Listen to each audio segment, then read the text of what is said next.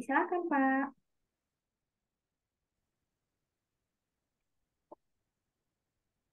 Baik, terima kasih Mbak Mima. Ya, terima kasih Mbak Mima sudah memfasilitasi ini sesi terakhir ya. 8 sesi, ini sesi yang terakhir. Jadi udah nyampe ke ujungnya nih, gitu ya. Ya, tinggal memantapkan. Setelah itu kan ada pre-assessment ya. Kemudian baru masuk ke assessment sendiri. Bapak Ibu, malam ini tuh hanya satu unit kompetensi, ya, yaitu bagaimana kita membangun komunikasi dalam organisasi yang efektif. Ini nomor urutnya nomor urut 44 ya, unit kompetensi nomor urut 4. Jadi dari sekian banyak unit kompetensi itu ya, kalau nggak salah itu semuanya itu 31 ya. Itu kita cuma akan diuji 15 saja sih sebenarnya. Ya. 15 unit kompetensi. Itulah yang makanya kita fokus kepada 15 ini sesuai kisi-kisinya. Gitu. Kalau dipelajari semua dari mulai nomor urut 1 sampai eh, 4, lebih banyak mungkin 60-an gitu ya. Itu lumayan lama waktunya. Ya, jadi kita fokus kepada kisi-kisi. Nah, saya kira juga karena hari ini kita unit kompetensinya cuma satu, ya, waktu yang disediakan juga 2 jam, kita manfaatkan aja ada waktu ini di pertemuan terakhir ini juga untuk memantapkan persiapan Bapak Ibu ya, karena sebagai mentor saya dengan Pak Tri juga misi utama adalah memastikan Bapak Ibu semua siap ya, untuk mengikuti uji kompetensi ya.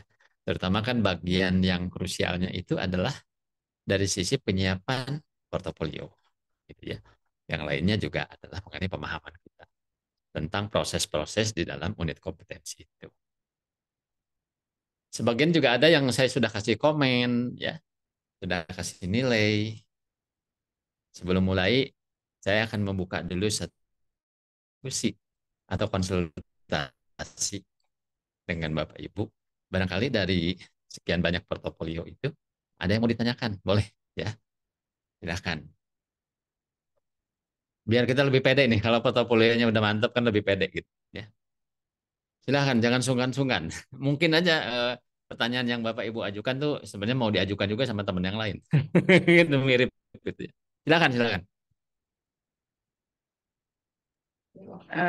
Alda, kalau saya Ya. masih kurang paham untuk cara menganalisa training need analisis ya. Itu Hmm, gimana sih untuk apa? Lebih ininya ya detailnya ya, karena kan kebutuhan itu nggak bisa dilihat dari SDM-nya aja ya Pak ya. Mungkin kebutuhannya betul. juga dari masing-masing itu seperti apa ya?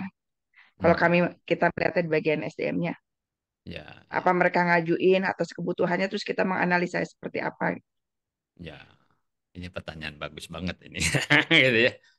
Betul ya, Bu Sari. Sebenarnya pendekatan kepada analisis kebutuhan pelatihan itu bisa datang dari dua arah, Bu. Satu, pendekatan yang sifatnya induktif. Ya. Yang kedua, pendekatan deduktif. Ya. Kalau induktif itu secara gampangnya dibilang, kalau induktif itu pendekatannya dari khusus ke umum. Dari khusus ke umum, gitu ya. Dari teknis ke konsep. Teknisnya bagaimana kalau pendekatan induktif? Pendekatan induktif itu adalah misalnya kita minta aja semua karyawan ngisi kuesioner, gitu ya. Mereka butuh pelatihan apa? Mereka ngerasa belum menguasai apa di bidang pekerjaan masing-masing, gitu, ya. Dan itu yang disebut empiris ya, empiris. Ya. Karena diambil dari lapangan data-data. Dan itu yang paling banyak dipakai itu sebenarnya pendekatan induktif itu. Jadi kita nyebarin kuesioner, gitu ya. Eh, Sekalipun bisa saja nggak semua sih, ya. Kalau saya di pabrik bisa ribuan orang gitu ya, bisa saja secara sampling ya, sekian persen gitu kita ambil ya, untuk mewakili gitu ya. Tapi kalau kalau yang ideal itu sensus, Bu. Sensus gitu. Sehingga kita bisa ngelihat orang per orang kebutuhannya apa. Nanti topik-topik yang banyak dibutuhkan itu bisa dibikin beberapa kelas ya. Betul nggak, Bu? Kita bisa bikin beberapa kelas gitu ya. Mau misalnya pelajaran tentang time management ternyata atau stress management gitu, banyak sekali ya ada kebutuhannya gitu. Ya, sekalipun itu perlu ditelaah dulu ya oleh atasannya. Apakah yang mereka minta itu atau kebutuhan mereka itu relevan tidak? Ya, itu sebenarnya yang kita butuhkan ya dari para atasan, termasuk dari kita sendiri. Gitu. Nah, tentu modal dasar utamanya job description-nya mesti ada dulu ya Bu ya, mesti lengkap dulu. Jadi hemat saya job description itu sangat mendasar, sangat-sangat mendasar. Ya. Karena sebagian besar kegiatan-kegiatan manajemen SDM itu basisnya adalah job description. Ya, karena di situ kan dituliskan mengenai orang ini mengerjakan apa saja, harus punya kemampuan apa, kan begitu. Nah, itulah intinya yang kita butuhkan dari suatu dokumen job description. Nah, itulah yang disebut pendekatan induktif. Ditanya aja langsung ke karyawannya. Kemudian diberikan rekomendasi ya apakah setuju atau tidak atau catatan apa dari atasan masing-masing. Mengalirlah semua data itu kan ke HRD ya atau ke bagian training, kemudian diolah. Itu pendekatan induktif ya. Pendekatan kedua adalah pendekatan deduktif. Deduktif itu ada juga yang menyebutnya pendekatan survei organisasi. Ada satu kebutuhan, tapi kebutuhan itu awareness-nya ada di perusahaan. Awareness-nya ada di perusahaan. Misalnya perusahaan dalam 2-3 tahun ke depan itu mau ada perubahan teknologi, mau ada perubahan kebijakan, mau ada perubahan sistem kerja. Nah, perubahan-perubahan ini akan menuntut kompetensi baru. Nah, kalau yang kayak gini kan pasti nggak akan kepikir oleh karyawan, Bu Sari. Betul nggak? Perusahaan lah yang menentukan orang-orang ini nanti harus diajarin apa. Jangan jauh-jauh, Bu Sari ya. Versi Windows-nya mau diganti aja di-upgrade. Perlu training nggak? Pastilah software diganti dengan yang lebih canggih. Nah, orang-orang yang biasa pegang itu juga sekalipun mungkin ada kemiripan, tetap aja mesti dikasih BIMTEK, betul nggak? Mesti dikasih bimbingan teknis. Gitu. Jadi dua pendekatan. Nah, yang ideal itu kita gabungkan dua-duanya, Bu. Pendekatan induktif maupun pendekatan deduktif. Kalau pendekatan deduktif sih sebenarnya tinggal nanya top management. Ya, Pak atau Bu, ya kita tanya sama bos kita. Ada nggak satu arah strategis yang akan kita raih dalam 2-3 tahun ke depan? Sehingga mungkin orang-orang kita itu harus dibekali dengan kompetensi baru. Itu pertanyaannya gitu. Ya. Jadi nanti itu bakal ada dua program, dua kelompok program. Satu kelompok program yang disadari kebutuhannya oleh masing-masing karyawan, ya. Satu lagi adalah kebutuhan-kebutuhan dari perspektif organisasi. Mengingat bakal ada perubahan ke depan, sehingga orang-orang ini kompetensinya harus disesuaikan gitu, ya. Yang tadi saya contohkan contoh kecil ya, program komputernya ganti versi, ya udah robah tuh, harus ada pelatihan gitu, betul nggak? Atau yang semula sistem dan prosedur yang ada di kita tuh manual, pakai kertas, tiba-tiba diubah pakai digital, ya kan? Jangan jauh-jauh lah kemarin ya, karyawan semua bagaimana mereka bisa menggunakan aplikasi Peduli Lindungi, kan juga sebagian gelagapan tuh, ya nggak? Nah, mereka juga kan harus disiapkan gitu bagaimana. Sampai di tempat saya tuh bikin tutorial tuh, video pendek bagaimana menginstal, bagaimana mengoperasikan ya. Terus berikutnya kami menerapkan yang namanya kalau karyawan mengajukan izin dan sebagainya itu tidak menggunakan kertas, tapi menggunakan satu aplikasi. Nah, hal-hal yang ya itu contoh kecil aja sebenarnya. Ya, gitu. Jadi analisis kebutuhan itu bisa menggunakan dua pendekatan, ya, induktif, deduktif. Itu dikombin sehingga kemudian nanti ya ujung-ujungnya menjadi apa ya kalender pelatihan barangkali ya atau program pelatihan tahunan ya. Untuk departemen mana level mana butuh apa, jadilah itu ya satu matriks kalender pelatihan yang diambil dari pendekatan induktif dan deduktif tadi. Demikian Bu Sari. Iya Pak, terima kasih. Ya, Ini nanti terkaitin dengan succession planning juga ya Pak ya? ada ya succession planning itu nanti kaitannya dengan begini, itu lebih kepada bagaimana kita memetakan SDM yang ada, ya, dan membidik orang-orang yang mana yang sebenarnya harus menjadi prioritas untuk next level. Gitu. Jadi dimulainya dengan mapping lebih dulu. Ya. Dalam manajemen suksesi itu ada satu model yang cukup populer yang disebut nine box, 9 kotak. Ya. Sebenarnya itu sih pengembangan dari teori lama ya, dari Boston Consulting Group. Gitu. Ya. Dan itu dipakai loh oleh BKN, oleh Badan Kepegawaian Negara. Dan malah sudah ada keputusan Badan BKN, ya, Kepala Badan BKN-nya. Gitu. Ya. Menggunakan model itu. Jadi manajemen suksesi di kalangan pemerintahan pun itu sudah menggunakan model 9 kotak, nine box. Jadi intinya begini, orang-orang yang ada tuh dinilai dulu, Bu, potensinya dan kinerjanya. Ya, kemudian ada 9 klaster. Dari klaster 1 sampai klaster 9 yang disebut the superstar. Ya. Nah, makin tinggi klasternya, berarti orang itu makin siap untuk dipromosikan pada jenjang jabatan yang jauh lebih. Jadi dimulai dengan mapping dulu, ya. Kan kita harus tahu orang-orang ini ada di mana ya. Ya kan? Nah, pasti orang-orang yang potensinya tinggi dan kinerjanya tinggi itu akan menjadi orang-orang yang diprioritaskan untuk dipromosikan. Ya. Nah, tentu nanti di situ akan ada kebutuhan pelatihan juga. Orang-orang ini tuh, ya katakanlah menurut versi kita, orang-orang ini udah siap dipromosikan, tapi mungkin dia sendiri merasa butuh pelatihan. Betul nggak? Ya. Ya, Atau dari cara hasil mappingnya itu,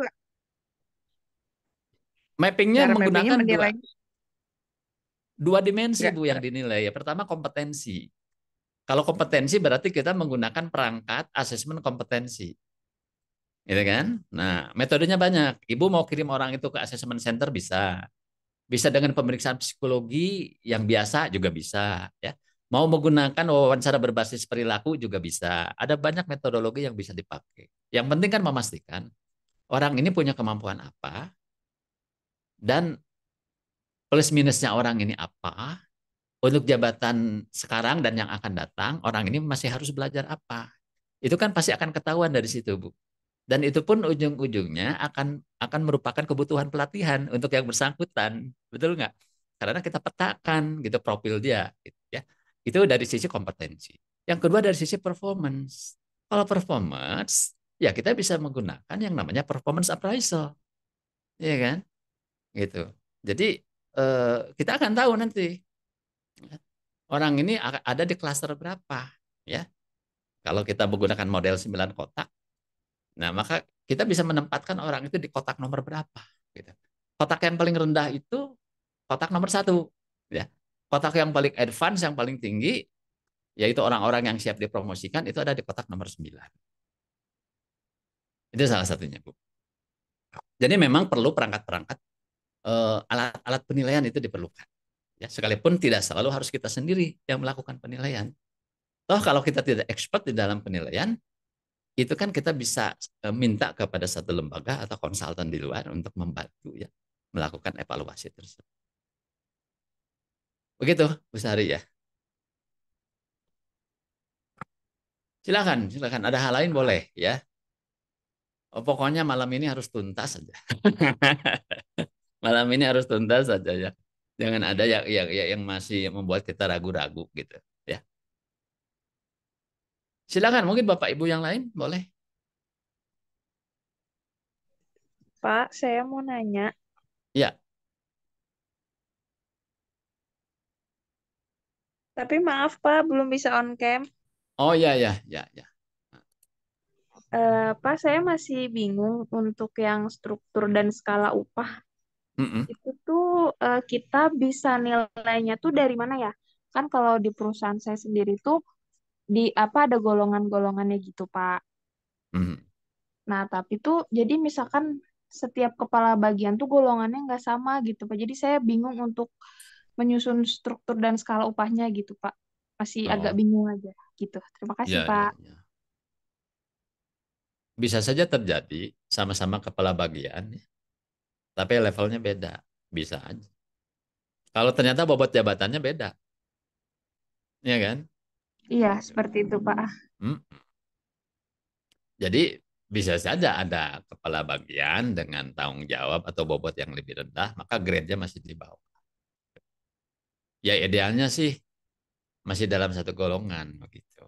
Ya, tapi kita juga tahu bahwa sebenarnya kadang-kadang bidang A, bidang B, bidang C itu tingkat kompleksitasnya kan beda-beda. Gitu ya. Sebenarnya untuk memastikan bahwa itu nggak salah, ya lakukanlah evaluasi jabatan. Sekarang kan pertanyaannya begini, munculnya golongan-golongan tadi ya, tiba-tiba muncul aja golongan satu, golongan dua, golongan tiga. Itu ceritanya bagaimana? Itu pertanyaannya, Mbak Pera. Iya, Apakah dengan menggunakan penerawangan gitu atau bagaimana? Ya, dikira-kira, iya Pak. ya kan? Nah, Iya, kalau dikira-kira itu mungkin tingkat errornya ya namanya dikira-kira ya. Bisa iya saja Pak. sangat subjektif. Betul nggak? Kadang-kadang jadi gini, kadang suka suka confuse, suka bias ya antara menilai jabatan dan menilai pejabatnya.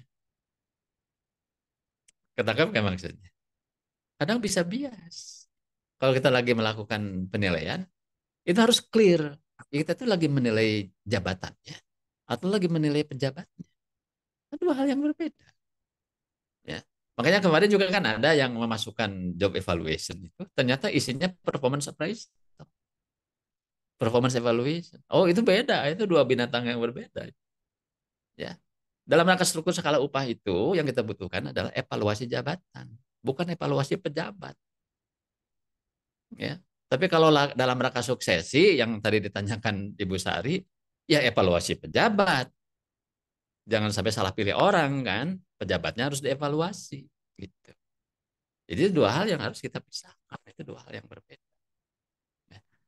Jadi sebenarnya begini, tabel struktur skala upah itu di ujung, Mbak Vera. Di Iya ujung Pak. gitu, ending, outcome-nya.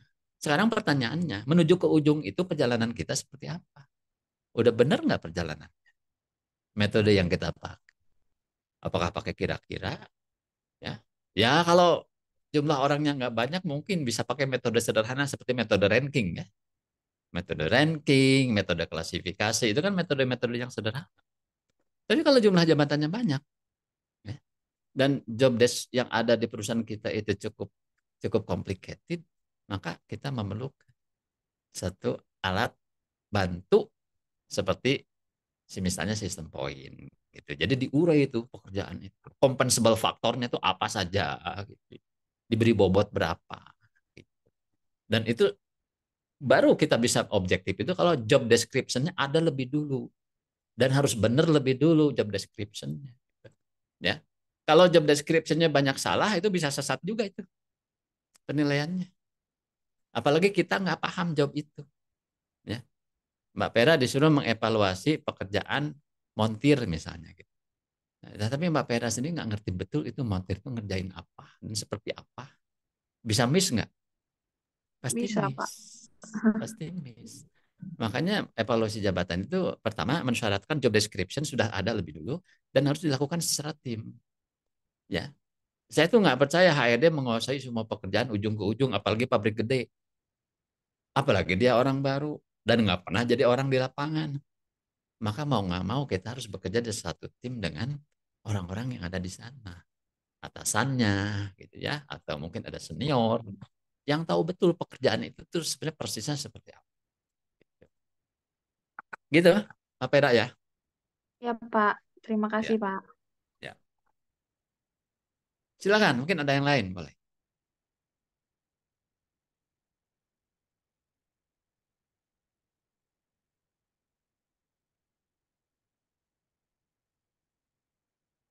Udah di posting semua portofolionya. Make sure ya nggak ada yang tercecer begitu. Ya. Silakan kalau memang ada kesulitan atau kendala boleh didiskusikan.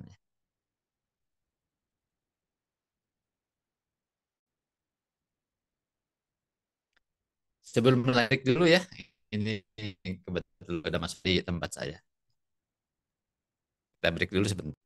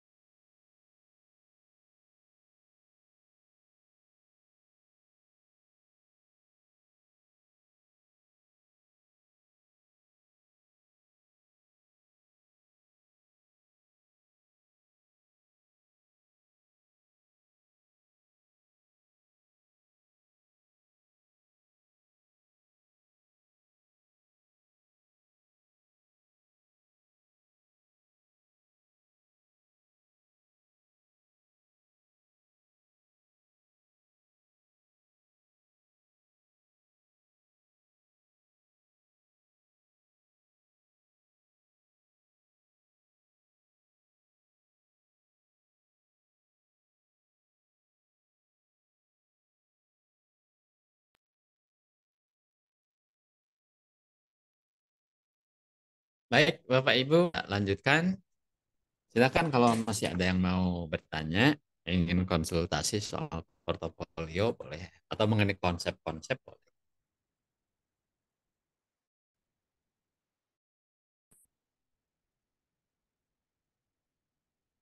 Suara saya kedengaran jelas? Kedengaran Pak. Jelas Pak. Oke, silakan. Kalau ada yang mau diskusi, boleh.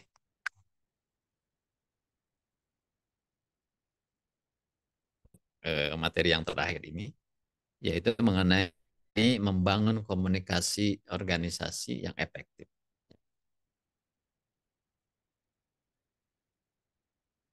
Nah, ini materi kita.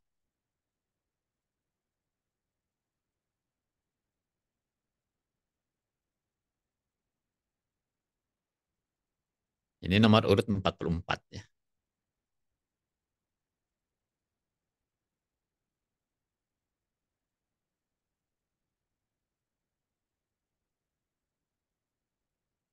Nah, seperti biasa saya mulai dari ini ya, big picture. Ini di dalam SKK ini dicantumkan kriteria unjuk kerjanya. Jadi sebenarnya sederhana ya. Jadi ada 4 kriteria unjuk kerja yang ini akan menjadi satu panduan ya pada saat kita menjalani proses asesmen. Ini yang pertama, konten dan media komunikasi yang sesuai diidentifikasi berdasarkan kebutuhan organisasi. Nah, jadi ini ada dua hal. Ada konten dan medianya. Ya, dalam komunikasi ini pasti kan ini menyangkut konten dan media. Apa aja nih yang kita perlu gunakan atau yang seperti apa berdasarkan kebutuhan organisasi. Ya. Saya flashback ke belakang gitu ya. Zaman saya mulai kerja di pabrik ya, tahun 90. Eh, ada yang namanya papan pengumuman. Ya, papan pengumuman. Kemudian di tempat kerja yang saya yang kedua, sebelumnya saya di tekstil, yang kedua saya di garment. Waktu saya di pabrik tekstil itu di pabrik itu saya nggak menemukan adanya speaker. Ya, halo-halo gitu lah. Saya nggak menemukan speaker tawa kayak gitu ya, nggak. Tapi di tempat yang kedua, di perusahaan garment, ya di tempat sekarang, itu kan dari 97 sampai sekarang. Itu saya menemukan ada speaker di ruangan itu. Ya, malah pada jam kerja itu diputer lagu. Ya mungkin supaya sambil hiburan lah, kerja sambil dengerin lagu-lagu gitu ya. Segala macem lah, anak-anak senangnya dengerin lagu apa diputerin gitu. Ya. Nah, jadi saya ketemu pertama adalah eh, medianya papan pengumuman. Kayak majalah dinding lah kalau di sekolah ya, majalah dinding gitu. Kemudian ada sound system atau speaker ya yang dipasang di pabrik gitu. Ya. Kemudian yang ketiga saya juga menemukan yang namanya kotak saran. Ada kotak, ya ada kaca lah di situ supaya kelihatan di dalam ada surat apa enggak. Dan disediakan formulir ya blanko gitu. Jadi kalau ada karyawan mungkin berkeluh kesah atau memberikan saran itu mereka boleh menulis dan masukkan di situ. Ya. Nah, jadi medianya udah ketemu tuh kalau yang klasik tuh. Yang klasik tuh. Ya. Majalah dinding atau papan pengumuman, kemudian sound system, kemudian kotak saran. Nah, kalau majalah dinding sama sound system itu kan satu arah dari perusahaan kepada karyawan, ya kan? Kalau kotak saran, ya kayak PO Box itu kotak saran, itu satu arah dari eh, karyawan ke perusahaan. Gitu.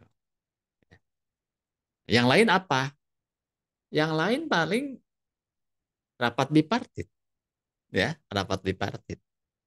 Kan di dalam hubungan industrial itu ada satu sarana yang disebut lembaga kerjasama bipartit, ya.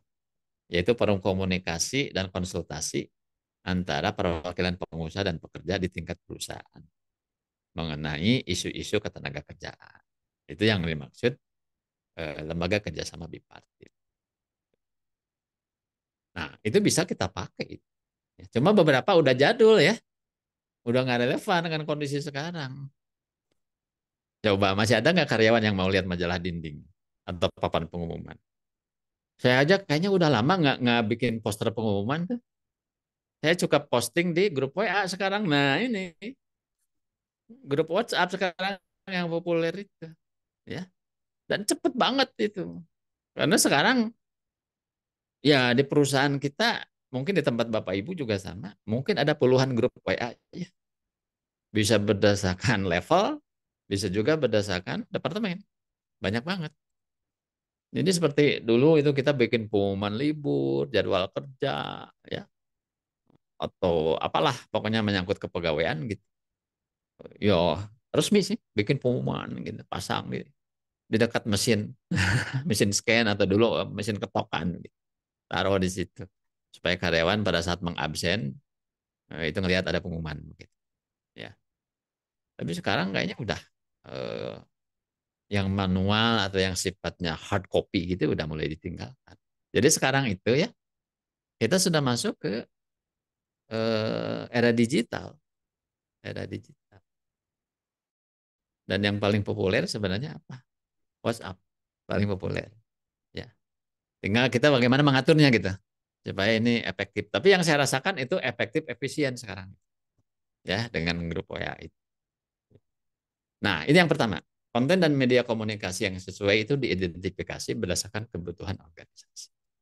Yang lain juga bisa, misalnya selain WhatsApp group misalnya, bisa juga kita punya website perusahaan, bisa website. Atau ada ya sebelum ini cukup populer yang namanya ada satu aplikasi mirip ini sebenarnya sih apa ya? Mirip SMS gitu, tapi bisa kirim dokumen. Namanya Softbox, tahu nggak Softbox? Ya kalau diterjemahkan tuh kotak sabun gitu, tapi itu semacam apa program ya atau aplikasi yang diinstal di semua komputer di perusahaan kita. Jadi melalui jaringan LAN, Local Area Network, itu mereka bisa berkomunikasi secara tertulis, ya kayak SMS gitu, ya atau kayak WA juga bisa kirim dokumen juga. Ya. Dan itu eksklusif karena semua PC ya atau komputer yang terhubung ke LAN itu bisa dipasangin tuh aplikasi itu, sehingga antar staff, antar departemen itu bisa komunikasi. Ya. Bahkan bisa blasting. Blasting itu kayak apa? Kayak broadcast juga bisa. Ya, kayak broadcast. Ya. Nah, itulah beberapa alternatif yang bisa kita gunakan. Yang pertama, ya kita identifikasi. Kedua,